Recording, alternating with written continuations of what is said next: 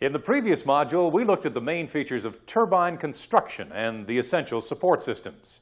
Now it's time for us to turn our attention to steam turbine operation and control. And we'll begin by looking at the means of adjusting the turbine speed or turbine output. The principle of turbine control is very simple. If we need to increase the power output of the turbine, we have to pass more steam through the turbine. Conversely, in order to decrease power output, it is necessary to decrease the amount of steam admitted to the turbine. Turbine steam flow is controlled by adjusting the turbine admission valves, or control valves as they are often called. In the most simple arrangement shown here, we have one control valve, which, depending on its setting, allows more or less steam to flow into the turbine from the steam chest. When the turbine stop valve is open, the steam chest is charged with steam directly from the boiler. In most turbines, multiple control valves are used as shown here. In this particular arrangement, the steam chest is located above the high pressure end of the turbine shell. We can see here 8 valves, and these are opened in sequence according to the position of the cross arm, which is itself adjusted by the hydraulic control system. These control valves are set in such a manner that only one valve at a time is actually throttling steam, while the others are either fully open or closed, depending on the actual load. The result is that the throttling losses are smaller than in the case where only one large control valve is used. In large machines, say greater than 100 megawatts, it is more common to have 2 steam chests, one above and one below the shell, or located one on either side of the turbine.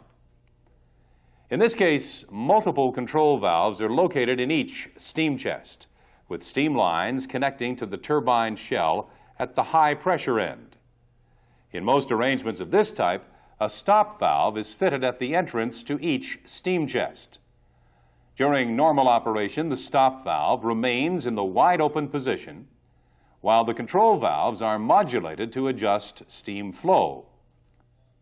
The actual opening of the control valves is determined by the position of the operating lever, and this in turn is adjusted by the power cylinder of the hydraulic control gear. This schematic shows us a simplified version of a hydraulic control scheme. In this particular arrangement, a mechanical governor is used to sense turbine speed. Other types of governors are also used, as we'll see in a moment. In this configuration, a change of turbine speed causes the centrifugal weights to move. For example, a decrease in speed causes the centrifugal weights to move inwards and lower the pilot valve. This, in turn, allows more high-pressure oil to enter the power cylinder and raise the piston against the compression spring. This movement of the power piston opens the steam control valve and allows more steam to enter the turbine, which causes its speed to increase. Also note, as the power piston rises, the reset lever lifts the pilot valve back into the neutral position again. On large turbines with multiple control valves, a considerable amount of power is required from the power cylinder. In this case, it's usual to employ a double relay type of pilot valve. In this arrangement, we have high-pressure oil above and below the piston. Now, when the position of the governor spindle changes, say for an increase in speed, the pilot valve lifts and allows high-pressure oil to flow into the space above the power piston. At the same time, the pilot valve exposes the space below the piston to the oil drain and returns the oil to the tank. The high-pressure oil above the piston pushes it downward and consequently moves the control valve in the close direction. At the same time, it also moved the reset lever to bring the pilot valve back to neutral position and so prevented further movement of the control valve. Now let's take a closer look at the governor itself. This mechanical type centrifugal governor is driven directly from the turbine shaft through a gear drive. As speed increases, the weights fly outward due to centrifugal force and lift the sleeve against the compression spring. The sleeve itself is connected to the pilot relay, which in turn adjusts the control valve through the hydraulic servo mechanism. We can adjust the set point of the governor by adjusting the compression on the spring. The adjusting nut moves up or down according to rotation of the screw thread. This action can be performed manually at the turbine, or as is more usual, from a remote position by operation of a small motor drive known as the speeder gear.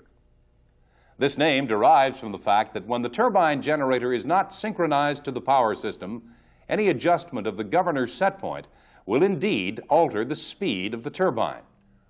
However, when the turbine is on load and the generator is synchronized to other machines, any adjustment of the speeder gear produces an imperceptible change in generator speed.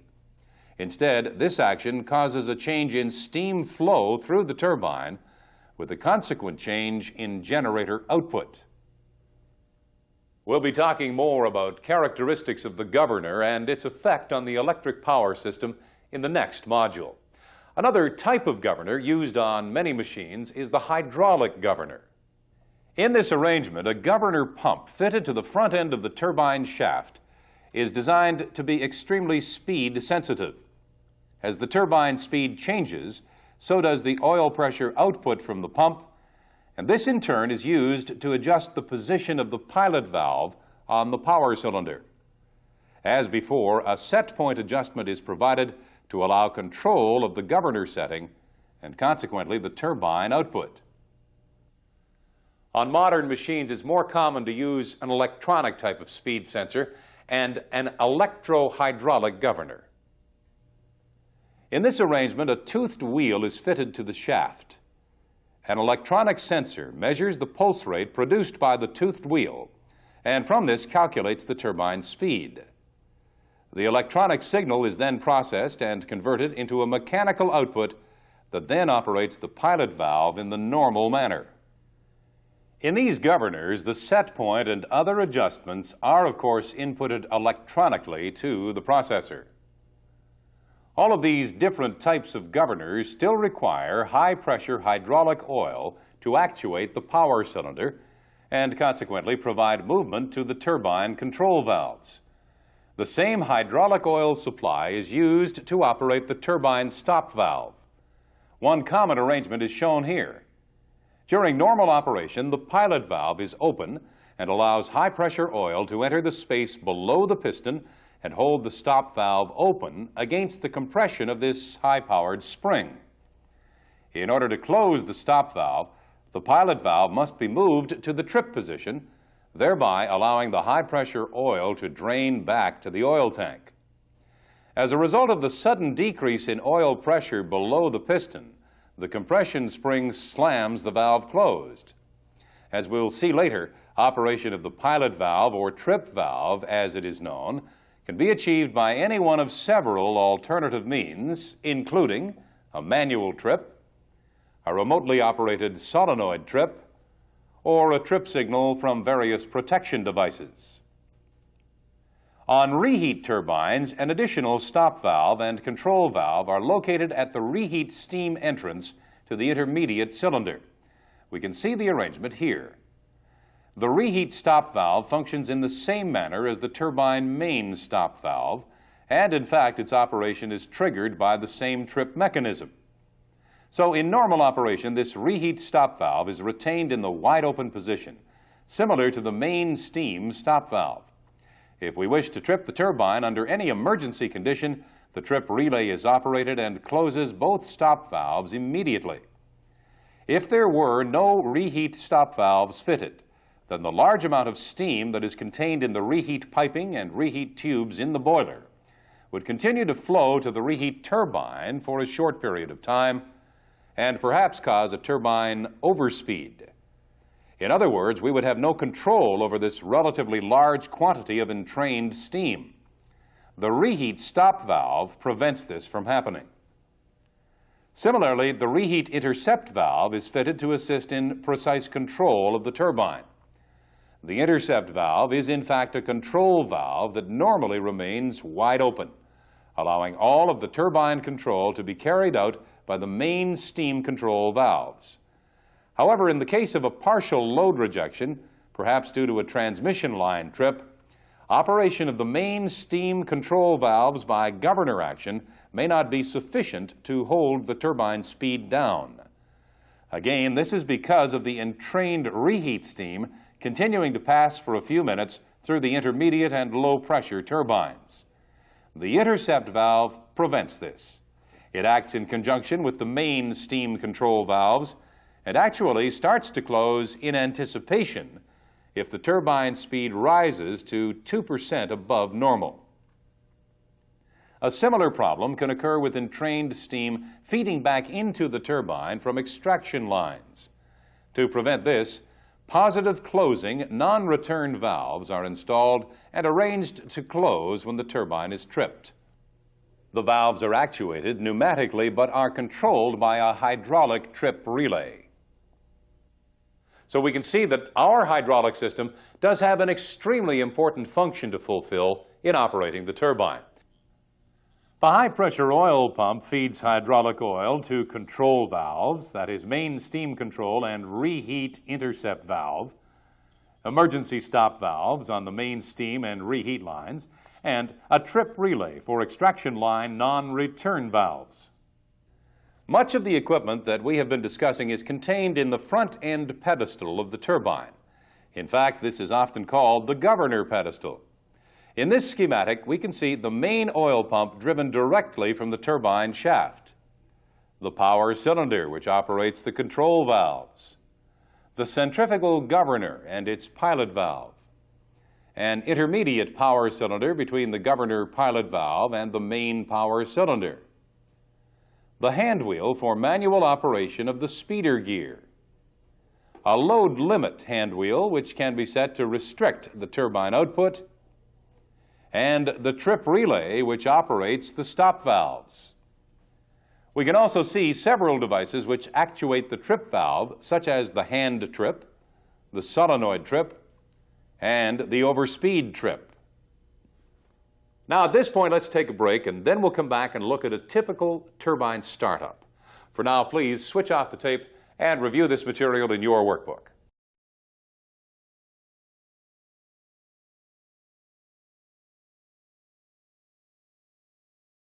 In this segment, we're going to look at the actions taken by the operator to perform a typical turbine startup. Of course, we all know that there are different arrangements of turbines and control equipment, but the basic requirements for a startup are the same. Even before we think about admitting steam to the turbine, there are a number of very important maneuvers that must be carried out. If the turbine is returning to service after a long outage, then the first thing we must do is to place the unit on turning gear. This entails running a low-pressure oil pump to circulate oil through all of the turbine and generator bearings and starting the hydrogen seal oil system. The turning gear motor can now be started to rotate the shaft at low speed, usually about 10 RPM. The procedure for charging the generator with hydrogen is detailed in the next module in this series. This maneuver takes several hours to complete, so it is clearly necessary to get an early start and plan the complete operation when returning a unit to service. During a short shutdown, say overnight or even for a few days, it is normal to leave the generator rotating on the turning gear and to keep the generator charged with hydrogen. Of course, if the generator is air-cooled, then we would not be faced with hydrogen charging. However, there is another more vital reason for keeping the unit turning over when it is taken off load. Remember that the internals of the turbine are extremely hot. If we were to leave the rotor stationary immediately after shutting the machine down, experience shows that as the heat rises to the upper part of the rotor, it causes uneven expansion and distortion like this. This is known as hogging, and in some cases the bend may be so severe that the rotor will not recover its original profile even after cooling. Imagine trying to start this machine when there may be contact between moving and stationary parts of the turbine. To prevent this problem, it is essential that the rotor be placed on turning gear immediately after the unit is taken out of service. This ensures that the heat is evenly spread around the rotor and there is consequently no chance of distortion. It should remain on turning gear for several days at least if a long outage is contemplated. Operation of the turning gear after shutdown is so important that in the case of a failure of the equipment, say a motor failure, then drastic action must be taken. One method adopted on smaller machines is to rotate the shaft by hand, if possible, say 180 degrees every half hour. On older machines, this was sometimes achieved by inserting a bar into the coupling. Thus, the first types of turning gear were often known as barring gear. On larger machines, this is not possible, and the only real solution for a failure of the turning gear is to admit steam once again to the turbine and run it up to speed. Well, that's enough about shutdown. We really want to talk about startup procedures. It's evident that in most cases we'll find the turning gear already in service with lube oil circulation. The generator hydrogen cooling system will also be ready for operation, and we'll be talking more about this in the next module. The next thing we must do is make sure that we have steam at the turbine stop valve and that the stop valve drains are open sufficiently to allow any condensed steam to be discharged from the pipework. We'll be discussing the procedure for charging steam lines in another module. Once the main steam line is charged to full boiler pressure, it is now time to charge the steam chest by opening the turbine stop valve. Most modern stop valves are equipped with an internal bypass, which allows a small flow of steam to enter the steam chest in order to raise the metal temperature at a controlled rate. Of course, the stop valve drains will be retained fully open during this maneuver. Eventually, when the steam chest is fully charged, the stop valve will be opened wide and the stop valve drains throttled in. During this period of time, the circulating water system should be started up and the flow of water established through the condenser. We can also begin to draw a vacuum in the condenser by extracting all of the air. Before beginning this activity, it will be necessary to put the gland steam system into operation to prevent air from entering the turbine at the shaft seals. The vacuum pumps or startup ejector are placed in service, and we can observe the indicated decrease in back pressure from atmospheric, about 30 inches of mercury, down to say 2 or 3 inches. Summarizing then, the following conditions must be established before steam can be admitted to the turbine. Lubrication system in service, turning gear in service, generator hydrogen system in service where applicable, circulating water flowing through the condenser, gland steam system in service, providing sealing steam, air removal equipment in service with vacuum established in the condenser, steam line from the boiler charged, and turbine stop valve open to charge the steam chest. Stop valve drains and steam chest drains open to ensure removal of any water, that is, condensate, and all protective devices reset and available. In this condition, one method of admitting steam to the turbine and running it up to speed is to operate the control valves by manual operation of the hydraulic control system. In bringing the turbine up to speed, relatively little steam is required, and it is probable that only one or at the most 2 of the control valves will be open or partially open to control the rate of speed increase. This feature has a particular negative impact. For example, looking at this overhead steam chest, we see that each of the 8 control valves supplies steam to just a small arc of the admission nozzles. Consequently, with only 1 or 2 valves open, there would be a tendency for uneven heating of the turbine block. And this could perhaps lead to distortion and eventual cracking of the metal. Even with the side-mounted steam chest, we still have the same problem. In this arrangement, each of the 4 control valves supplies its particular arc of admission nozzles. So the same problem of heat distortion still exists. This method of control is known as partial arc admission. Of course, when the turbine is on load, more of the valves are opened, thus providing more even heating of the nozzle block. On large turbines, this problem is particularly pronounced, and startup is usually performed in a different manner, that is, by full arc admission. In this case, the stop valve is closed after heating the steam chest. Then the control valves are all opened completely, providing access to the complete 360 degrees of admission nozzles. Steam flow to the turbine is then controlled by throttling at the stop valve. This may be carried out by manual operation on a hand wheel like this, or perhaps remotely from the control room. With this arrangement, the turbine governor takes control by throttling the control valves as the turbine's speed approaches its normal operating level.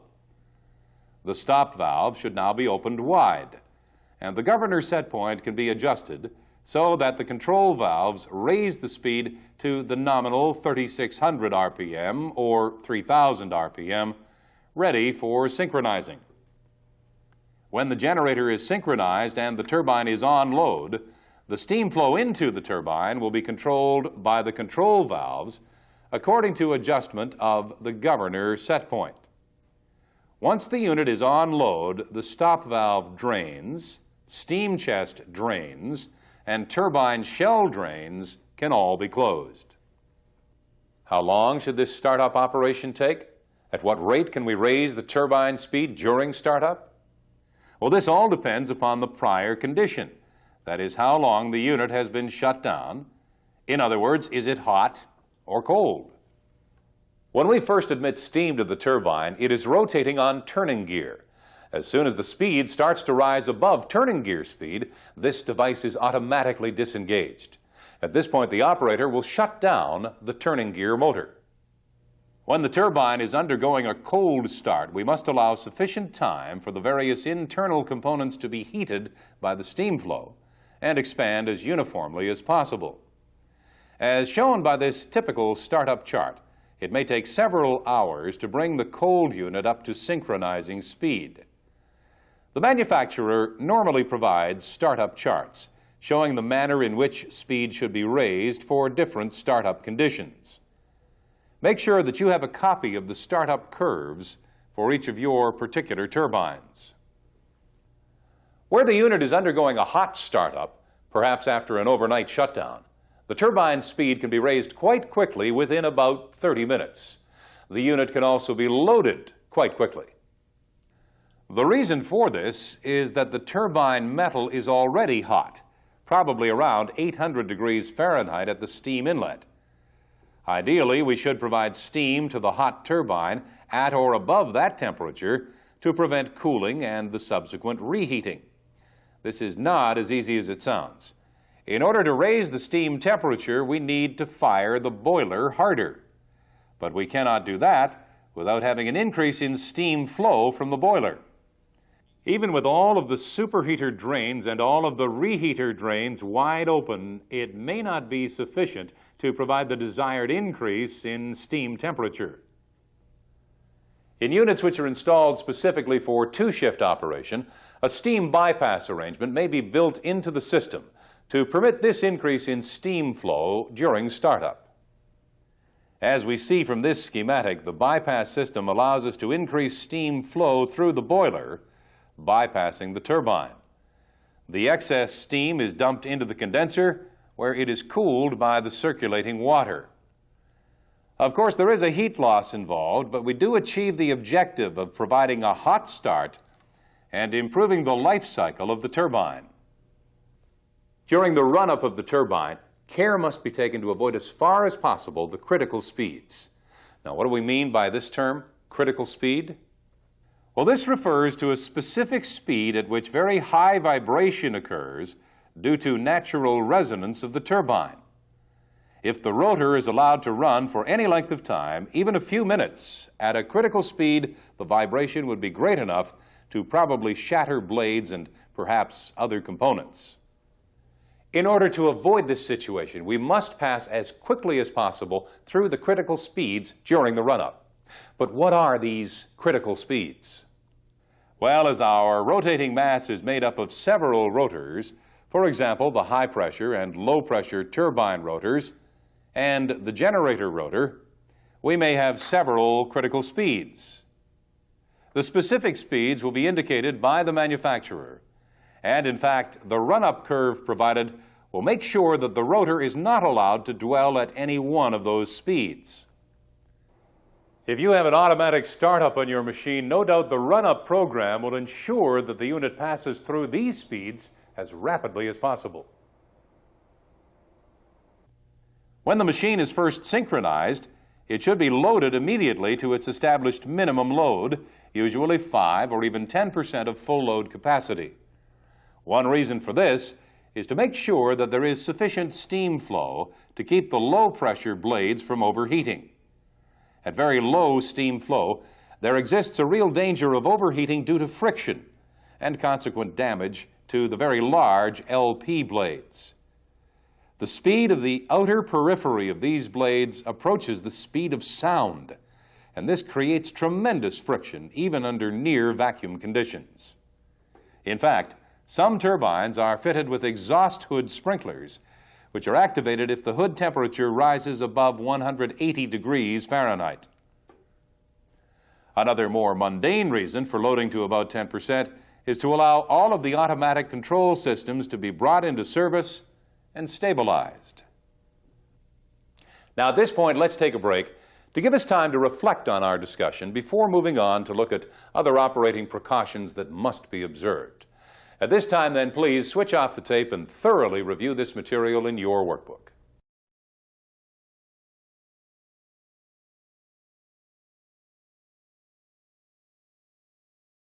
We've been looking at the main features of a typical turbine startup and the precautions that must be observed. There are, in fact, many other precautions and observations that must be made during operation as well as during the startup of the unit.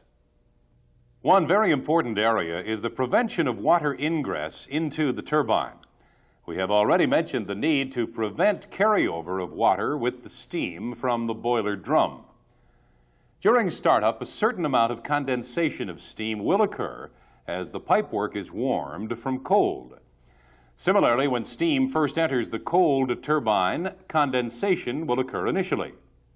It is essential to remove this water to prevent damage to the turbine blades.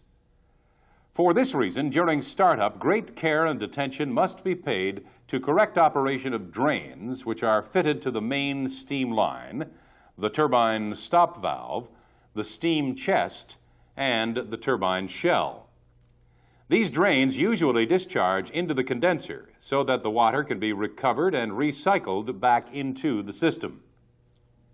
During startup, all of the turbine and any pipework which is connected to the shell, such as extraction steam piping, is under vacuum. We must be extremely careful that any operation of drains, for example on extraction lines, does not allow air or even worse, water to be sucked into the body of the turbine.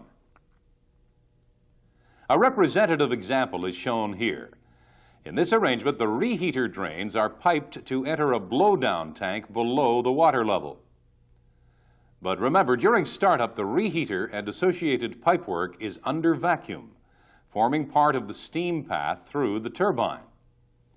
You can see here potential for water from the blowdown tank being drawn backwards into the reheater and from here along into the turbine shell. To avoid this, the reheater drains would normally be connected to the condenser during the startup period. The connection to the blowdown tank would only be used to drain the horizontal reheater before lighting the boiler. Another possible source of ingress of water during on-load conditions could occur as the result of feed water heater leakage into the steam side shell and consequent entrance of water into the extraction steam lines. To prevent this occurrence, positive closing non-return valves are fitted into the extraction lines. If the water level in the heater rises above a predetermined level, the sensor will operate the trip relay to positively close the check valve. These positive closing check valves also trip closed in the event that the turbine stop valve is tripped closed. They are force closed about 10%, and reverse flow completes the closure. An important feature that must be borne in mind is the effect of temperature upon the turbine internals and associated pipework. When we consider that the temperature of the steam entering the turbine is, say, 900 to 1,000 degrees Fahrenheit, it is apparent that its effect upon the metallic components is to cause a considerable expansion. Now, if all the components were to expand at the same rate, this could be accommodated. But this ideal situation is not easy to achieve. For example, when the steam chest is charged, the inside of the vessel will rapidly reach the temperature of the steam. But because the walls of the chest are made very thick to withstand the high pressure, it may take some time for the outside of the wall to arrive at the same temperature as the inside wall. This is especially so because the outside surface is losing heat to atmosphere, even though it is well insulated. Consequently, there will be a temperature gradient between the inner and outer diameter of the steam chest. The faster we try to heat up the inner surface, the greater this differential will be. So, what problem could this cause? Well, the result is that the inner surface tries to expand at a greater rate than the outer surface. This could, after many cycles, lead to cracking on the outer surface. But it does not always work that way. For example, as the inner surface tries to expand, but is restricted by the outer surface, the metal becomes compressed and may well exceed its yield point and become permanently deformed. The consequence of this is that when the steam chest cools down with the turbine offload, the metal does not return to its original state and cracks appear on this inner surface. So it is extremely important when heating steam pipework, the steam chest, and the turbine itself, to make sure that we do not try to add heat too quickly. One commonly used rule of thumb states that the temperature rise of metallic components should not be allowed to exceed 500 degrees Fahrenheit per hour, that is, 8 degrees Fahrenheit per minute. Another accepted limit states that the temperature differential across the walls of pipework, steam chest, and so on should not exceed 200 degrees Fahrenheit. On most modern turbines, thermocouples are embedded into metal components at various strategic points, such as the steam chest and shell inner and outer surfaces. These temperatures are usually recorded to give the operator guidance during startup. You must make sure to learn and remember the limits which are established for each of your turbines. In order to increase the output of the turbine, steam flow is increased, and this consequently adds more heat to the metallic components, causing expansion. The operator must take care not to increase steam flow or steam temperature too rapidly, as this could lead to unequal expansion of components and possible distortion. When this occurs on the rotor, it leads to an increase in eccentricity. The shaft and rotor take on a slight bow due to temperature distortion, and this is exaggerated by the centrifugal force of rotation. Eccentricity is dangerous because it results in a reduction in radial clearance between the rotating and stationary parts. The degree of eccentricity is measured and recorded at the operator's terminal or control board.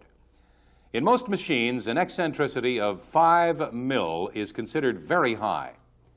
High eccentricity also shows up as an increase in vibration at the bearings. In actual fact, the expansion of the turbine components in the radial direction is quite small. On the other hand, the longitudinal expansion, that is, in the axial direction, is considerable, perhaps 1 to 2 inches between the cold and full load condition.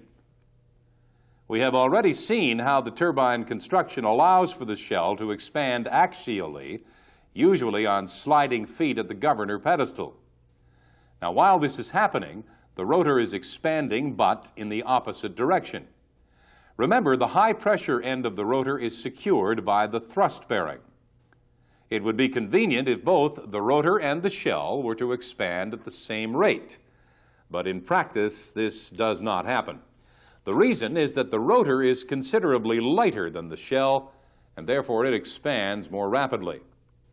So during the initial loading of a cold machine, the rotor expands at a greater rate, and in fact, we run the risk of the rotating blades coming into contact with the next stage of stationary blades. This differential expansion must be kept within certain limits by restricting the rate of change of load on the machine. Differential expansion is measured and indicated at the operator's control panel or console. Typically, during startup, we will observe a positive differential expansion increasing continuously up to about 100 or 150 mil. We may have to restrict loading in order to keep from exceeding this level. Eventually, as the casing expands further and further, the differential will decrease and probably settle down to, say, plus 50 mil.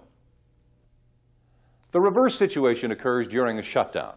In this case, the rotor contracts much more rapidly than the shell, and as a consequence will reduce the differential expansion and generally move into the negative zone. Normally, the manufacturer sets limits of differential expansion for both the negative and positive sides.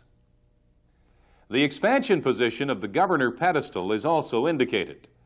After a short overnight shutdown, it is probable that the turbine's shell will still be considerably expanded, while the rotor has contracted to provide a negative differential. This indicates that a hot start is required. Please make sure to check the manufacturer's recommendation for your particular machine. We mentioned just now that bearing vibration can be an indication of various turbine problems. These include excessive change in steam temperature or steam flow to the turbine, high eccentricity, water ingress, internal mechanical defects of the turbine, bearing defects, and a change in alignment of the bearings due to a sinking foundation or other bearing support. The vibration on each of the turbine and generator bearings is continuously monitored and recorded. It is important that the operator keep his eye on these reported levels of vibration. Any sudden change will certainly indicate the occurrence of a potential problem. For example, increased vibration on a generator bearing at a certain loading has been used to identify problems with the generator windings. Similarly, a temporary increase in turbine bearing vibration may be an indication that the operator is applying load too fast. If the magnitude of vibration on all turbine bearings steadily increases with time, it is probably an indication of wear and tear on mechanical components as the machine approaches the next overhaul period, usually every 5 years. In very general terms, the magnitude of bearing vibration should be less than 3 mil. In many machines, an alarm will be enunciated if any bearing vibration exceeds 5 mil. Most of the monitoring equipment we have discussed in this segment forms part of the turbine supervisory equipment. Commonly, this includes the following information: differential expansion, pedestal position, shaft eccentricity, vibration on all bearings, metal temperature at specific locations, turbine speed, percentage opening of control valves, and mechanical position of the shaft. Now, before we move on to talk further about monitoring equipment and turbine protection devices, let's take a break. Please switch off the tape now and review this material in your workbook.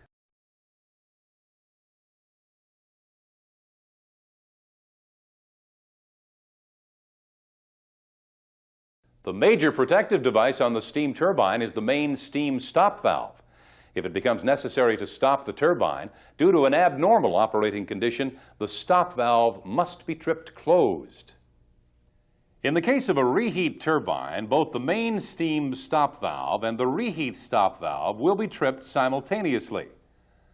We have already learned that the stop valve is closed by actuation of the pilot relay or trip relay, which drains oil pressure from the hydraulic system. There may be several trip relays located on the hydraulic system, actuated by different protection devices. Operation of any trip relay should cause the following action: closure of main steam stop valve, closure of reheat stop valve, closure of steam admission valves, positive closure of extraction line non-return valves, trip open the generator breaker, trip open the generator field circuit breaker, and activation of alarms and annunciation. So what are these hazardous conditions that are considered severe enough to automatically trip the turbine? Well, the most dangerous condition that must be avoided is that of overspeed, and this could occur in the case of a load rejection, for example. Similarly, we would get the same result if the generator breaker was tripped open by mistake when the unit was loaded to about 50% capacity. Of course, the turbine generator would immediately increase speed because at the instant of the breaker trip, a very large quantity of steam is flowing through the turbine. Under normal circumstances, the governor should be able to close the turbine control valve sufficiently to bring the speed close to normal within a few seconds. However, imagine what would happen if the governor failed to act properly, or the power piston seized, or some other defect prevented movement of the control valves. In this case, steam flow to the turbine would continue, with the result that the speed would rapidly rise to 2 or 3 times normal. In practice, the speed would not get that far because centrifugal force acting on the mechanical parts of the turbine and generator rotor would cause them to break up. Several instances have been reported of turbine blades and sectors of turbine wheels passing right through the turbine shell into the turbine room, with the potential for injury to plant staff and damage to other equipment. In order to prevent this possibility, 1 and sometimes 2 quite separate overspeed protection devices are installed and set to operate at 10% and 12% overspeed. Each protection device operates a trip relay to close the stop valve and other protective action as already discussed. Here we see an example of a traditional mechanical overspeed device. Essentially, it consists of a bolt inserted into the shaft. As the shaft rotates, the bolt tries to fly out by centrifugal force, but this is restrained by a compression spring. The spring is carefully adjusted so that the centrifugal force does overcome the spring compression at 10% overspeed. The bolt then mechanically trips the latch, which allows the trip relay to move to the trip position, so draining off hydraulic oil and closing the stop valve. You will remember that tripping the stop valve also actuates the positive closure of non-return valves on the extraction lines. This is necessary to prevent entrained steam being drawn back into the turbine and aggravating the overspeed condition. Another common type of overspeed relay uses electrical measurement of speed and an electrical circuit to initiate operation of the trip relay through a solenoid. It is vital that these overspeed trips be checked for operation at regular intervals and the actual tripping speed be recorded. Now, this may be done when the unit is being shut down or started up. Adjustment of the setting may have to be made from time to time. This protection device is one of the most important on the turbine. On a condensing turbine, we expect the back pressure in the condenser and therefore at the turbine exhaust to be between 1 to 3 inches of mercury, depending upon the actual cooling water system. Now imagine what would happen if the back pressure started to rise, perhaps due to a large air leak into the condenser, or more likely a reduction in cooling water flow through the condenser. Now remember, as the back pressure increases, so does the density of steam at the turbine exhaust. With a back pressure of 10 inches, the density would be about 9 times greater than the density at 1 inch back pressure. This increase in density greatly increases the friction on the LP blading, which is still turning at 3,600 RPM. The result leads to overheating and possible damage to the low-pressure blading. In order to prevent this situation, a vacuum trip continuously monitors the back pressure, and it is usually set to operate a trip relay when the back pressure reaches 10 inches of mercury. The monitor will sound an alarm when the back pressure reaches 5 inches mercury, so as to warn the operator to take action before a trip occurs. While we're talking about back pressure at the turbine exhaust, let's consider what would happen if during a startup we passed steam through the turbine before establishing cooling water flow through the condenser. Well, the steam entering the condenser would not condense and consequently would build up pressure eventually to such a level as to rupture the exhaust hood. In order to prevent such an occurrence, a large relief diaphragm is fitted to the exhaust hood. This is normally held in place simply by the vacuum inside the hood and atmospheric air pressure outside. As soon as the pressure inside the hood rises above atmospheric, the diaphragm opens, acting as a relief valve to prevent any damage to the exhaust hood casing. This diaphragm works quite independently of the mechanical devices and hydraulic mechanism that we have been discussing. Usually, the only attention required is to make sure that the water seal around the edge of the diaphragm is not leaking and allowing air to enter the condenser. Another important protection device that is set to trip the turbine is the thrust-bearing failure monitor. This equipment is fitted to precisely measure the position of the thrust collar in relation to its pedestal. As long as the thrust bearing on either side of the collar is operating correctly, there will be no change in the relative position of the collar, even when the turbine shell and the turbine rotor expand. If the thrust bearing were to fail, allowing axial movement of the rotor, we could run into the serious problem of contact between the rotating and stationary blades. Therefore, it is essential that at the first sign of thrust collar movement indicating failure of the thrust bearing, the trip relay be activated so as to close the stop valve and bring the turbine to a halt. Another condition which will cause the turbine stop valve to trip is loss of lube oil pressure. If lube oil is not available to provide lubrication to an operating machine, the bearings will rapidly overheat and fail, with possible disastrous consequences for other components of the turbine and generator. Lube oil is monitored continuously, and if pressure falls to 0 or a very low value, a trip relay will be actuated to trip the turbine. Note that this relay will also prevent the opening of the turbine stop valve if lube oil circulation has not already been established during startup. In the case of hydraulic oil, an alarm is usually fitted to indicate low pressure. But a trip relay is not always provided. This is because the hydraulic equipment is designed to operate in a fail-safe manner. If the hydraulic oil pressure fails, both the stop valve and control valve will be closed by spring pressure in their respective power cylinders. In addition to the protective devices mentioned, the operator has the option to trip the unit manually by operating the trip lever, which is usually located on the turbine pedestal. On most units, it is necessary for the operator to reset the trip mechanism manually at the turbine pedestal after any trip has occurred. The operator can also trip the unit remotely from the control room. This is simply a remotely operated solenoid which operates the hydraulic trip relay. This solenoid trip may also be activated by certain generator and boiler protection devices.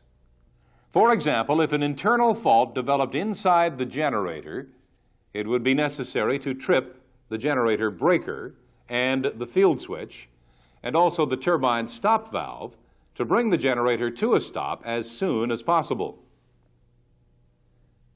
Similarly, if a fault on the boiler was serious enough to cause a boiler trip, then the turbine stop valve would also need to be tripped at the same time.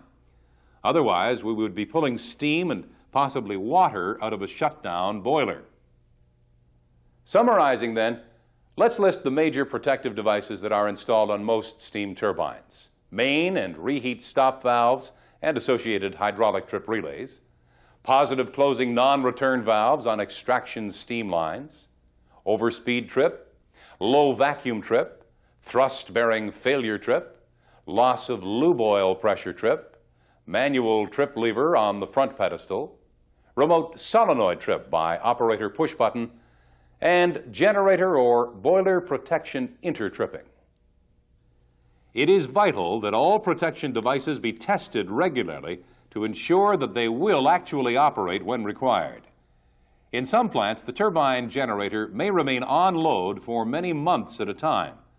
In this case, some form of simulated test may be carried out. For example, partial operation of the overspeed trip mechanism is actuated, but actual tripping of the turbine is blocked. An extremely important test maneuver is the exercising of the turbine stop valves. The test circuit allows the stop valve to partially close and then open again. This test is performed daily in many plants, and the objective is to make sure that the stop valve does actually move and not remain frozen in the open position, as has actually occurred on some occasions. All of the protection devices in the world would be of no use whatsoever if the stop valve failed to close when commanded.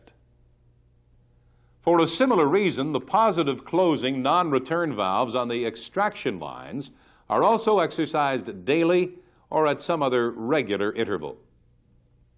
Make sure that you are thoroughly familiar with the established procedures for testing protective equipment on your turbines. Also, using the information that we have presented here, make sure that you know the function and location of all protective devices on your particular turbines. And note that there are certain items of equipment that could be considered protective, but they do not actually trip the stop valve and shut down the turbine. For example, a low-pressure deloading device is often connected to the hydraulic control valve system. The objective of the deloader is to protect the turbine against falling steam pressure from the boiler. For example, a defect on the boiler auxiliary plant may reduce steam output from the boiler.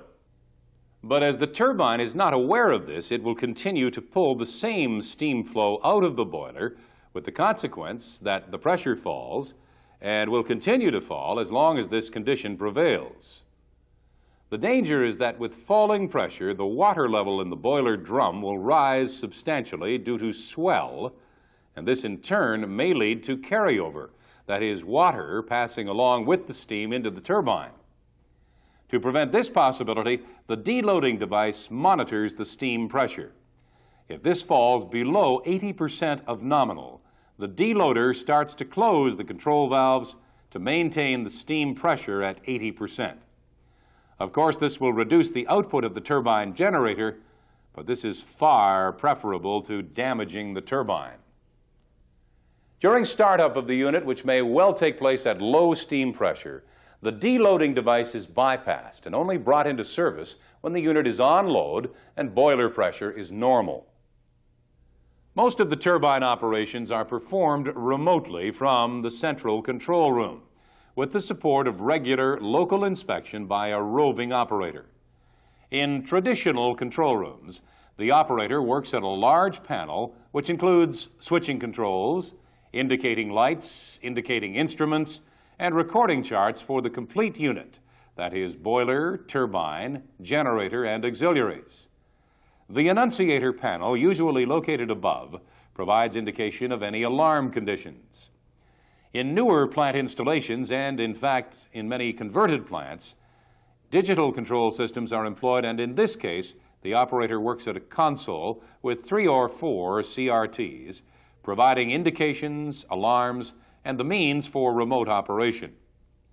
Referring to turbine operation, the indications we are most interested in are steam conditions, that is, pressure and temperature, vacuum, usually dependent upon certain water conditions, lube oil temperatures, bearing vibration, and mechanical condition of the turbine as indicated by the supervisory instruments. Now, in this module, we have only been able to cover the most common features of turbine operation. Using this information as a guide, you must make sure to thoroughly learn and become familiar with your own turbines. No doubt each of your machines will have their own idiosyncrasies, which become well known to the experienced operator. Please switch off the tape now and review this material in your workbook.